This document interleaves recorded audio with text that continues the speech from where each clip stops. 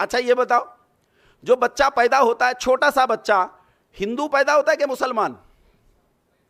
सिख पैदा होता है या ईसाई? बुद्ध पैदा होता है, बौद्ध पैदा होता है कि जैन? मैं आपसे सच कहूं, मनुष्य का बालक तो मनुष्य भी पैदा नहीं होता। मनुष्य का बालक तो मनुष्य भी पैदा नहीं होता। मनुष्य के बालक को तो मनुष्य भी बनाना पड़ता है। बिना बनाए मनुष्य का बालक मनुष्य, कुत्ते का बालक बिना बनाए कुत्ता बन जाता है, ये समझ लेना।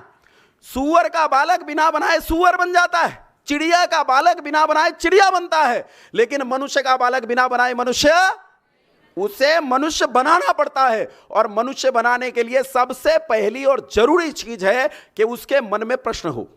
उसके मन में क्या हो? एक छोटा सा प्रश्न आप लोगों से पूछता हूं मैं, इसीलिए पहले जब आया तो मैंने प्रधानाचार्य जी से पूछा कि यहाँ कुल कितने छात्र हैं, कौन कौन सी क्लासेस चलती हैं। तो इन्होंने बहुत बाद में जाकर मेरे इंटरेस्ट के सब्जेक्ट को बोला। इन्होंने कहा कि यहाँ मैथमेटिक्स में पोस्ट ग्रेजुएशन भी चलती है। वैसे इन्होंने कई बताए, तो बहुत सारे विषय इन्होंने बताए कि यहाँ पढ़ाए जाते हैं।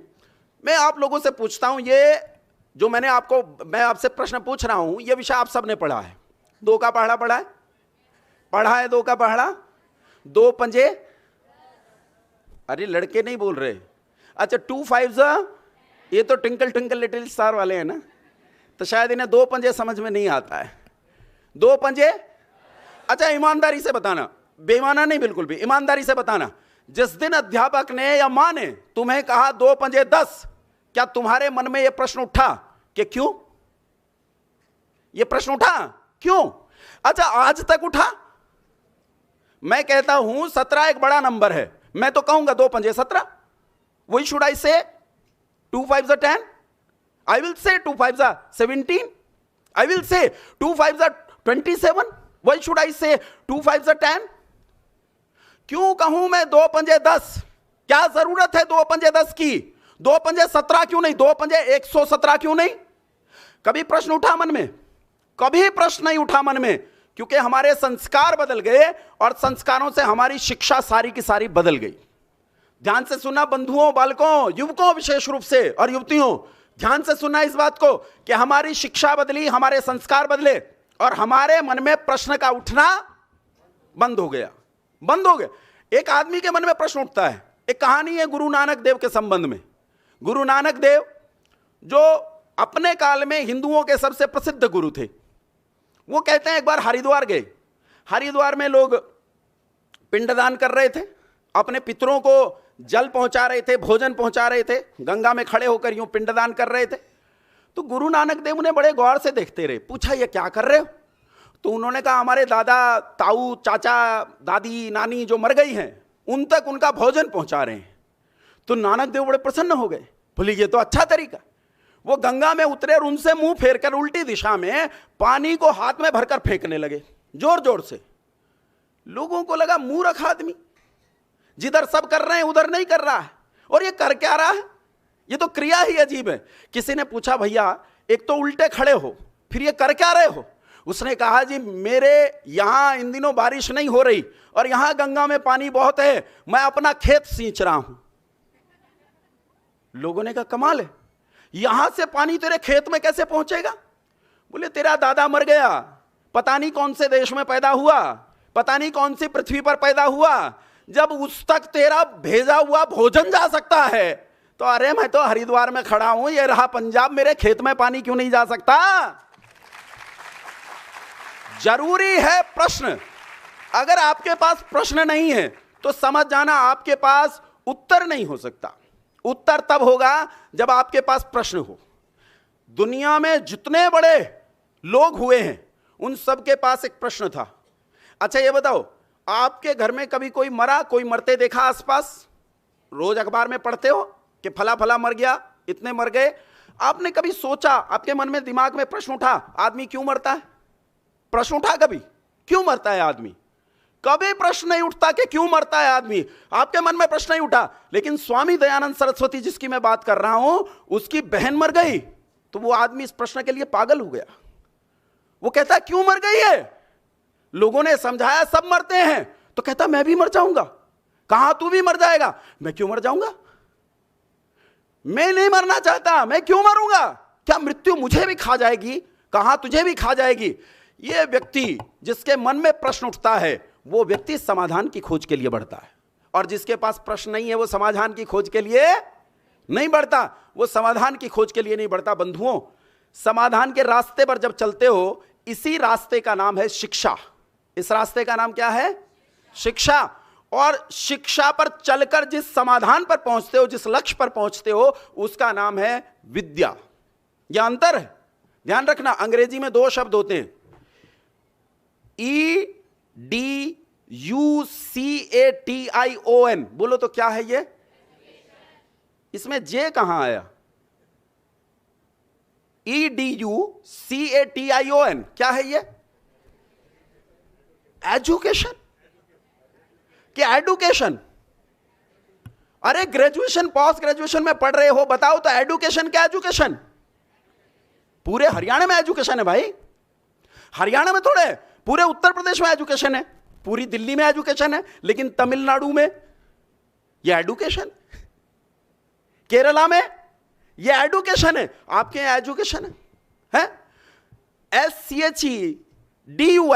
मैं फिलॉसफी पढ़ाता हूं, दर्शन पढ़ाता हूं, है ना। हालांकि ये बहुत जिगजैग टाइप का मेरा जीवन है कि पढ़ी केमिस्ट्री पढ़ाता हूं, फिलॉसफी तो मैं पढ़ाता हूं, तो उसमें एक वॉशिंगटन DC से एक आदमी जुड़ते हैं, एक नॉर्वे से एक जुड़ते हैं, और वो जब बोलते हैं तो दोनों का एक्सेंट बिल्कुल अलग है, दोनों का बोलने का एक्सेंट बिल्कुल, मतलब इसकी अंग्रेजी पे दिमाग लगाओ तो उसकी निकल जाए, उस पर दिमाग लगाओ तो इसकी निकल जाए। SCHEDULE क्या बोलते हैं इसे? क्या बोलते हैं?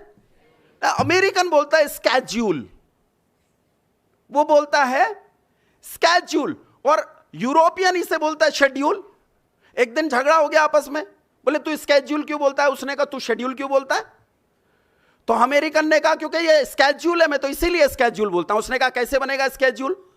बोले अगर SCH को तू श पढ़ता है तो SCHOOL को क्या पढ़ेगा? शूल। अगर SCH तालव्य शकार है, श है, तो क्या बनना चाहिए?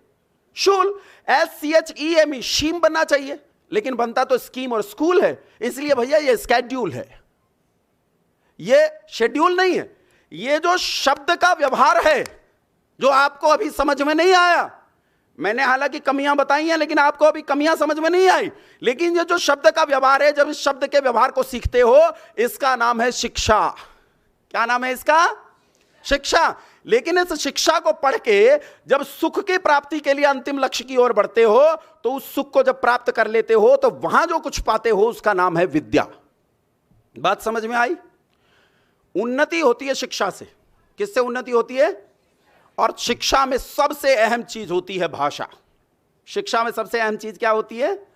भाषा। अच्छा एक बात बताओ ईमानदारी से, तुम कभी बैठ के दिमाग में जब योजनाएं बनाते हो तो कौन सी भाषा में चलती हैं? अरे हिंदी भी कौन सी? कितजा है। अरे हरियाणवी चलती है कि नहीं? दिमाग में ये चलता है? जब आप पूछते हो कड़े जा रहा, बोलते हो ना हरियाणवी में बोलते हो, तो जब हरियाणवी में बोलते हो, मन में जो चलता है, मन में जो विचार उठता है, क्या तुम्हारे मन में कभी वो अंग्रेजी में विचार उठता है? उठता है वो विचार? मेरी बिटिया एक दिन मेरे साथ आ गई, हरियाणा में मैं गया हिसार में, तो वहाँ एक छोटा सा बच्चा, 3 साल का बच्चा आया, और हिसार में थोड़ी सी भाषा पानीपत से अलग होती है। पानीपत में थोड़ा ज़्यादा हिंदी के नज़दीक है हरियाणवी, वहाँ थोड़ा और अलग किस्म की हो जाती है, क्योंकि हिसार थोड़ा सा राजस्थान बॉर्डर की तरफ जाता है, सिरसा राजस्थान से बिल्कुल जुड़ जाता है, तो वहाँ थोड़ा सा भाषा अलग हो जाती है। तो वो बच्चा जब बोल रहा था, 3-4 साल का बच्चा होगा, तो मेरी बेटी बहुत आश्चर्यचकित होकर बोले पिताजी कमाल की बात, देखो इन्होंने क्या कर दिखाया। मैंने कहा क्या करा? बोले इन्होंने 3-4 साल के बच्चे को हरियाणवी सिखा दी, देखो कैसी फ्लुएंसी से हरियाणवी बोल रहा है। अरे मैंने कहा बावली ये बोलता ही हरियाणवी है, इसे सिखाई नहीं गई है, यह हरियाणवी जानता है। क्योंकि जब बच्चे का मानस तैयार होता है ना, तो उसका मानस मातृभाषा में तैयार होता है। किस में तैयार होता है?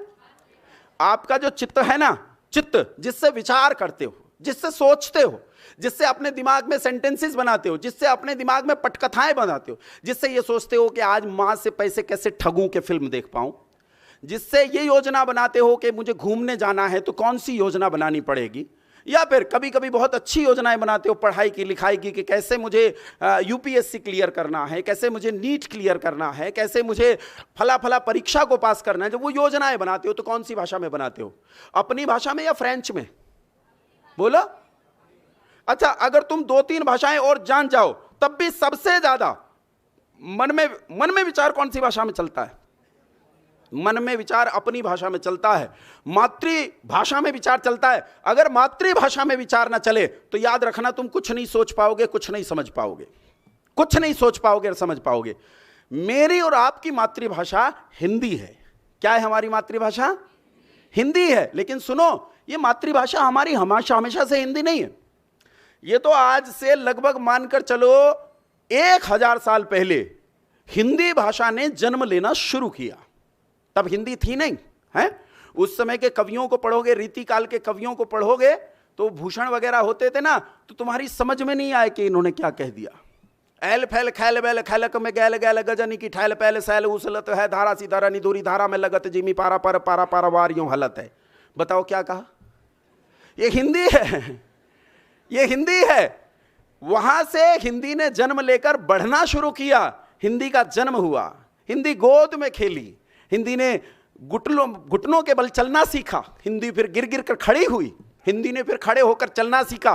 और जब हिंदी को यह पता नहीं था कि ट्रैक पर कैसे आना है, ट्रैक पर कैसे चढ़ना है, उसी समय अविद्या और अज्ञान के अंधकार को चीरकर इस देश में एक सूर्य ने जन्म लिया। ऐसे सूर्य ने जन्म लिया जिसकी रश्मियों के सम्मुख अंधकार और अज्ञान टिक नहीं पाया, और इसी सूर्य का नाम था स्वामी दयानंद सरस्वती। मैं आपसे सच कहता हूं, मैं बचपन में स्वामी दयानंद सरस्वती को उतना पसंद नहीं करता था, क्योंकि वो रूखा है, वो कठोर है, उसमें उतना मिठास नहीं है, उसमें उतनी चाशनी, उसमें उतना घी नहीं है कि वो स्वादिष्ट लगे। मुझे स्वादिष्ट लगता था स्वामी विवेकानंद सरस्वती, बहुत अच्छा लगता था। मेरे घर में उसका एक बहुत बड़ी लाइब्रेरी, बहुत बड़ा साहित्य था। लेकिन जैसे जैसे मेरी बुद्धि ने बढ़ना शुरू किया, जैसे जैसे मैं खड़ा होना शुरू हुआ, तो मेरे बाईं ओर का वो हिस्सा, जो हिस्सा विवेकानंद की ओर ज्यादा दृढ़ता से रखा था, वो धीरे धीरे जैसे घुन लकड़ी को खाकर खत्म कर देती है, वो खत्म होना शुरू हुआ। और मेरी दाईं ओर का वो हिस्सा जो दयानंद को बिल्कुल पसंद नहीं करता था, शनै शनै वो हिस्सा पूरा का पूरा दयानंदमय हो गया। और तब मैंने एक दिन जाना कि असल में इस देश पर अगर किसी का उपकार है तो वो स्वामी दयानंद सरस्वती का है। आचार्य जी ने आपको एक बात बताई आचार्य जी ने आपको, कि स्वामी दयानंद सरस्वती ने इस देश में हिंदी पैदा करने वाले लोगों में उनका अग्रणी स्थान आता है। कैसे आता है मैं बताता हूं आपको। इस देश में स्वामी दयानंद सरस्वती के काल तक एक भी महापुरुष ऐसा नहीं है, चुनौती देता हूं, पूरे भारत में एक भी महापुरुष, एक भी व्यक्ति ऐसा नहीं है जिसने अपनी आत्मकथा हिंदी में लिखी हो। ऋषि दयानंद सरस्वती वो पहला व्यक्ति है जिसने अपनी आत्मकथा हिंदी में लिखी। और ये तब था जबकि उसकी बोलचाल की, पढ़ने पढ़ाने की, जीवन जीने की जो भाषा थी वो संस्कृत थी, और उसकी मातृभाषा जिसमें वो पैदा हुआ था वो गुजराती थी। वो हिंदी जानता ही नहीं था। और मैं सच बताऊं आपको, मरते समय तक भी ऋषि दयानंद सरस्वती हिंदी को संस्कृत के चश्मे से ही देखते थे। क्योंकि आपके यहां होता है भारत की जय हो, क्या बोलते हो? भारत की जय हो। लेकिन ऋषि दयानंद के यहां भारत की जय नहीं है, उसके यहां है भारत का जय हो, क्योंकि भारत पुंलिंग शब्द है। आप क्योंकि माता उसके साथ जोड़ दिया आपने, तो आप भारत माता की जय बोलते हो, तो फिर आप भारत की जय बोलने लगे। लेकिन वो संस्कृत के चश्मे से देखता है, इसलिए वो कहता है भारत का जय हो, क्योंकि वो कहता है दोनों शब्द पुंलिंग है, इसलिए यहां का आएगा। देखने का चश्मा अपना अलग अलग होता है, उसी चश्मे से देखते हैं। ऋषि दयानंद ने पहला आत्मकथा इस देश में जो लिखी वो हिंदी में लिखी। दूसरा, ऋषि दयानंद ने पहली बार इस देश में एक चमत्कार करके दिखाया। ऋषि दयानंद ने इस देश की परंपरा में पहली बार वेद का भाष्य हिंदी में अनुवाद किया, पहली बार। इससे पहले नहीं हुआ था। लोग कहते हैं जब हिंदी ने जन्म लिया उसी समय उर्दू ने जन्म लिया। बंधुओं याद रखना, लोग कहते हैं कि मुसलमान जब इस देश में आए तो मुसलमानों की जो अरबी भाषा थी वो अरबी भाषा इस देश में आकर, इस देश की भाषा के संपर्क में आकर उर्दू में तब्दील हो गई। क्या किसी देश विशेष में जाने से कोई भाषा जन्म ले सकती है? क्या हो सकता है? अगर ऐसा है तो 8वीं शताब्दी में मुसलमानों ने इस देश में पांव रखा और 18वीं शताब्दी में उर्दू ने जन्म लिया। यह कितनी व्यवहारिक कल्पना है, यह निहायत मूर्खतापूर्ण कल्पना है कि 1000 साल में एक भाषा ने जन्म लिया ना। अरे मुसलमानों की तो अपनी भाषा एक नहीं है। क्या सऊदी अरब में वही भाषा चलती है जो तुर्की में चलती है? क्या तुर्की में वही भाषा चलती है जो ईरान में चलती है? क्या ईरान में वही भाषा चलती है जो जॉर्डन में चलती है? इनके सारे देशों में अलग अलग भाषाएं चलती हैं, इनकी तो अपनी भाषा भी एक नहीं है। उर्दू उन्हीं भाषाओं का मिला जुला स्वरूप है बंधुओं, उन्हीं भाषाओं का। उर्दू से हिंदी का या संस्कृत का कोई लेना देना, भारत की मिट्टी का उर्दू से कोई लेना देना कतई नहीं है। अगर ऐसा होता तो भगत सिंह पंजाब में चल रहे एक हिंदी आंदोलन को प्रश्रय ना देता। एक आदमी जो इस देश के लिए, इस मिट्टी के लिए, इस देश की संस्कृति के लिए बलिदान हो रहा है, वो वहां चल रही उर्दू को तरजीह देता, क्योंकि पंजाब में उन दिनों पंजाबी और गुरुमुखी लिपि के साथ साथ सबसे ज्यादा क्या प्रचलन में थी? यही उर्दू, यही अरबी और फारसी, ये भाषाएं ज्यादा प्रचलन में थी। लेकिन उसने उसे प्रश्रय नहीं दिया, उसने हिंदी आंदोलन को प्रश्रय दिया। लाला लाजपत राय पंजाब से आते थे, जो हिंदी आंदोलन का एक प्रमुख घटक थे। 19वीं शताब्दी में ऋषि दयानंद ने जन्म लिया और लगभग मानकर चलो 1966 तक, जब तक हरियाणा बना तब तक हिंदी का यह संघर्ष चलता रहा। हिंदी कोशिश करती रही कि हिंदी अपनी लड़ाई लड़े, और कहते हैं जैसे ही हरियाणा बना लोगों को लगा कि हिंदी वालों ने अपनी लड़ाई जीत ली है और उन्होंने अपनी लड़ाई के हथियार उठाकर रख दिए। बस उस दिन के बाद मानकर चलिए कि हिंदी ने अपनी लड़ाई लड़ना बंद कर दिया और उसी दिन से हिंदी ने मैच हारना शुरू कर दिया। एक कहानी जो मुझे बहुत प्रिय है आपको सुनाता हूं।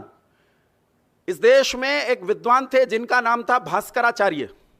भास्कराचार्य की बेटी का नाम था लीलावती। 10 साल की लीलावती, उन दिनों बाल विवाह की प्रथा थी। 10 साल की लीलावती, मुझे समय बता दीजिएगा मेरे पास कितना है, हो गया? हाँ, कहीं ऐसा हो कि मैं खून पी रहा हूं अब, तो वो कह रहे हैं जी हो गया है, थोड़ा खून भी आपने पी लिया है। ठीक है, मैं संक्षेप करता हूं इसे। मैं आपसे कह ये रहा हूं कि लीलावती ने अपने पिता की गोद में जिस समय जन्म लिया, उसके बाद बड़ी हुई, 10 साल की उम्र में लड़की विधवा हो गई। विधवा हुई तो लोगों ने कहा तेरा वंश डूब गया।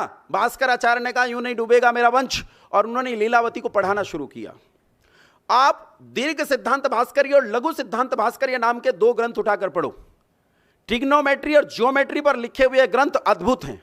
आज जो आप पढ़ते हो ना, tan theta is equal to sine theta upon cos theta, cot theta is equal to cos theta upon sine theta, ये जो साइन थीटा कोस थीटा आप पढ़ते हो ना, इन साइन थीटा कोस थीटा के साथ लीलावती ने 10 साल की उम्र में खेलना शुरू किया। 10 साल की उम्र में, 10 साल की उम्र में लड़की क्वांटम फिजिक्स पर चर्चा कर रही है, एस्ट्रो साइंस पर चर्चा कर रही है। और हमारा 10 साल का बालक आज क्या पढ़ रहा है बंधुओं?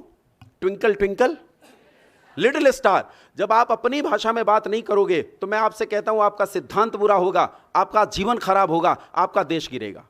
एक चीज आप लोगों से कहना चाहता हूं, हिंदी को बाजार के दृष्टिकोण से देखना शुरू करो। मुझे नहीं पता, वैसे इसमें राज्य का बहुत बड़ा हाथ है। मैं जब आया उस समय मेरी बात हुई तो मैं चुप हो गया।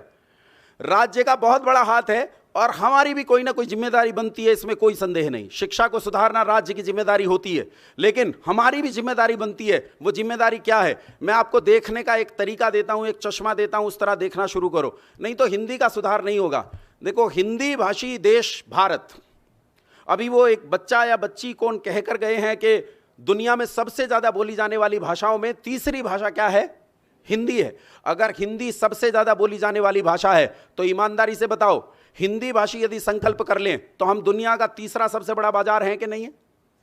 सोचो, भाषा के दृष्टिकोण से हम दुनिया का तीसरा सबसे बड़ा बाजार हैं। अगर हम यह प्रण कर लें कि मैं हिंदी के सिवाय बात नहीं करूंगा तो काम नहीं चलेगा। हालांकि सरकारें यू टर्न लेती हैं। 2014 में सरकार बनी, उसने हिंदी को सरकारी कामकाज की भाषा नियुक्त किया, वहीं उन्हीं के मंत्री वेंकैया नायडू ने उसका विरोध कर दिया और विरोध के बाद सरकार को यू टर्न लेना पड़ा और वो चुप हो गए इस मसले पर। लेकिन ये मसले को हम हल कर सकते हैं उस दृष्टिकोण से, यदि आप में से कुछ युवक ये आंदोलन तय कर ले कि मुझे हिंदी को इस देश में स्थापित करना है। अरे अंग्रेजी कोई भाषा नहीं है। अंग्रेजी तो आप सच मानिए, लैटिन, फ्रेंच, स्पेनिश, इनकी मिली जुली भाषा है, न इसके पास अपना कोई निश्चित व्याकरण है, न निश्चित बोली है। बंधुओं, यदि आप ये तय कर लो कि हिंदी को हमें एक बाजार के रूप में देखना है, मुझे सामान खरीदना है, तो मैं निर्णय करूं कि इस सामान के संबंध में मैं जो व्यवहार करूंगा वो सारा का सारा व्यवहार मैं हिंदी में करूंगा। आपसे पूछने लोग आते हैं, आप पढ़ते हैं, आप ऑप्शन चुनिए हिंदी को, क्यों नहीं पढ़ सकते? समस्या हमारी यही है। हम केमिस्ट्री पढ़ते हैं, केमिस्ट्री को जब हम CH3OH पढ़ते हैं तो एथिल अल्कोहल पढ़ाया जाता है। क्या आप बता सकते हैं हिंदी में एथिल अल्कोहल को क्या कहते हैं, मेथिल अल्कोहल को क्या कहते हैं? क्या आप बता सकते हैं HCHO फॉर्मल्डिहाइड को हिंदी में क्या कहते हैं? आप नहीं बता सकते। आपकी मजबूरी है, आपको साइंस को, मैथमेटिक्स को अंग्रेजी में पढ़ना पड़ता है। लेकिन यह आपका संकल्प है, यदि आप चाहें तो इसे बदल सकते हैं, आप चाहें तो इसे बदल सकते हैं। हो सकता है कुछ दिन तक आपको परेशानी हो, टेक्निकल शब्दों की परेशानी आपको कुछ लोग हो। एक दो संकल्प आप लोगों को संक्षेप में अंतिम में बताता हूं और समापन करता हूं। इंग्लैंड में, जिसे आज स्कॉटलैंड, आयरलैंड और इंग्लैंड, 3 द्वीपों को मिलाकर जिसे ग्रेट ब्रिटेन कहा जाता है, उस ब्रिटेन में फ्रेंच भाषी आदमी को विद्वान माना जाता था और जो अंग्रेजी बोलते थे उन्हें दरिद्र और पिछड़े हुए माना जाता था। तब वहां की सरकार, वहां के शासकों और वहां की जनता ने तय किया कि हम अपने देश में अपनी भाषा को स्थापित करेंगे, भले ही हमारी भाषा उतनी समृद्ध, संपन्न और अच्छी भाषा ना हो। उन्होंने निश्चय किया और 36 दिन के अंदर, केवल 36 दिन के अंदर उन्होंने फ्रेंच को उठाकर बाहर फेंक दिया। फ्रेंच को उठाकर बाहर फेंक दिया। तुर्की के खलीफा ने अपने लोगों से कहा कि हमारे देश में तुर्की क्यों नहीं चलती? उन्होंने कहा आम लोगों की बोलचाल की भाषा तुर्की नहीं है, इसलिए तुर्की नहीं चलती, यहां अरबी चलती है। उसने कहा अगर तुर्की को पूरी तरह देश में लागू किया जाए तो कितना समय लगेगा? उन्होंने अनुमान लगाया और कहा 8 साल लगेंगे। 8 साल में तुर्की को वापस लागू किया जा सकता है देश में। खलीफा ने कहा ठीक है, मैंने तुम्हें 8 साल दिए, लेकिन यह याद रखना आज शाम को 8 बजे वो 8 साल पूरे हो जाएंगे और कल से अगर तुर्की बोलता आदमी मिला तो फांसी दे देंगे, फांसी दे देंगे। और अगले दिन से उस देश में तुर्की लागू थी। जरूरी है कि राज्य और प्रजा दोनों मिलकर संकल्प लें तो हिंदी को लागू किया जा सकता है। केवल हिंदी दिवस मनाने का कोई औचित्य नहीं है बंधुओं। केवल एक दिन मैं हिंदी पर यहां भाषण झाड़ूं और जीवन मेरा अंग्रेजी में कटे, इसका कोई औचित्य नहीं। मैं पहनूं अंग्रेजी, खाऊं अंग्रेजी। है क्या खाते हो आजकल? गरम कुत्ते, क्या होते हैं वो? Hot dog. आजकल गरम कुत्ते खा रहे हो, ठंडे कुत्ते भी पसंद नहीं है तुम्हें, हैं? खाना अंग्रेजी, पहनना अंग्रेजी, जीना अंग्रेजी, बोलना अंग्रेजी, बात करना अंग्रेजी। और वास्तविकता यह है कि तुम अंग्रेजी को जानते हो तो बताओ कॉलेज का शाब्दिक अर्थ क्या है? बोलो। स्कूल का शाब्दिक अर्थ बता दो। कमाल है, हम जिस भाषा को नहीं जानते हमारा जीवन उस भाषा में चलता है। तो बंधुओं, आओ लौटें अपनी भाषा की ओर। इस भाषा को एक व्यापारिक उद्योग के माध्यम से देखो। सोचो कि यह कितना बड़ा बाजार है। सोचो इस बाजार को आप कैसे यूटिलाइज कर सकते हो। सोचो पूरी दुनिया पर हिंदी का बाजार कैसे लागू किया जा सकता है। जब तक हिंदी को एक बाजार नहीं मानोगे, हिंदी अपना अस्तित्व प्राप्त नहीं करेगी, यह असफल रहेगी, असफल रहेगी, असफल रहेगी। बंधुओं, बचाओ इस संस्कृति को। संस्कृति तभी बचेगी जब हिंदी बचेगी। बहुत धैर्य से आप लोगों ने इतनी देर तक मुझे झेला, उसके लिए बहुत धन्यवाद। प्रणाम।